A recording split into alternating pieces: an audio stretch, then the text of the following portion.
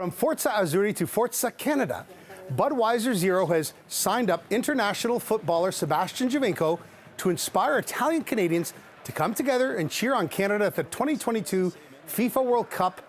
And he joins me now with also national team member Alistair Johnston. Guys, thanks for being here on the show. Thanks for having us. It's our pleasure to have you, and we're thrilled. Thank you. We're still like, I got to tell you, the excitement over the World Cup is just like over the top. So Sebastian, let's start with you. Tell us about this partnership with BudweiserZero and Forza Canada. It's coming to Little Italy at the Diplomatico today, right? Yeah, no, I'm for Italy to no World Cup. Yeah. So I decide to cheers for these guys, for a Canadian team. So we are excited of this World Cup. Yeah. It's very exciting. Alistair, how are you managing the butterflies, okay? I mean, 20 days until that first game against world number 2 Belgium in Qatar. Yeah, we get off to a hot start, don't we? I'll tell you. Yeah, there's no layups here. Yeah. But no, we're excited.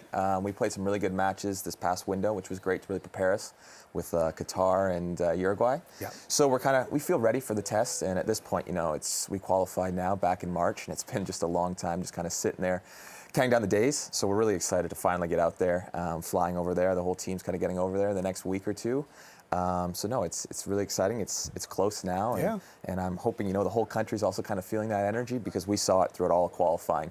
Just the passion that was there. So yeah, no, it's finally time. So I hope everyone's ready for it. Sebastian, you touched on it. I know it's maybe a touchy subject, but what happened to Italy? I mean, you win Euro, the country wins Euro, but then back-to-back World Cups. I just, I'm mesmerized at what didn't happen. Maybe I don't know. I'm out from national team already 7-8 years, so I don't know what happened. Of course, there is problem because if Italy don't make the World Cup, it's something big. Yeah. But now we have to think about be on the back of these guys for this World Cup all together, and of course they will make the country proud. They were well said. Alistair, look, I want to talk about the side's overall physical fitness and mental hygiene heading to Qatar. I mean, is it an overstatement to say that this is a golden generation for Canadian football, men's and women's? Yeah, I think you look at what the women's national team's done over the past decade. They've really kind of set the bar really high for us, and it finally feels like we're finally carrying our weight, which is really nice. But yeah, I guess you could definitely look at it as almost a golden generation. It's our first time being in a World Cup in 36 years, only our second time ever, and obviously we're going to have 2026 as well. But the thing is for us is that we don't want this to be just a flash in the pan. We really want this to be something that changes the grassroots and the foundation of the sport in this country. We don't want it just to be one World Cup and done. We want this to be the building blocks, the beginning of continued success of the sport and the growth of it in this country, because we want to be not just a team that, makes it every once in a while, every 36 years. We want to be a team that's there every single time at every one of these major competitions, and eventually want to get to the point where, we're going in there with our heads really high and a lot of expectations that, we're not just going there in some people's eyes to go there, but no, we're going there to really, truly compete. And deep down, we feel like we are. But obviously, outside media, it's a little bit different. Well, sure. But I mean, FIFA, you've climbed that ladder in terms of the national or the international rankings like no one else ever has in just a short span under Herdman.